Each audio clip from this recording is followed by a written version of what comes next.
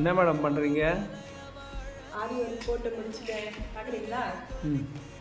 பாருங்க, இது வந்து ஸ்லீவுக்கு கைக்கு கொடுத்துருக்கேன். நல்லா இருக்கா சொல்லுங்கள். அப்புறம் பார்த்தீங்கன்னா இது வந்து பேக் நெக். நல்லா இருக்குங்களா? பேக் நெக் கிட்ட வந்து காட்டுங்க.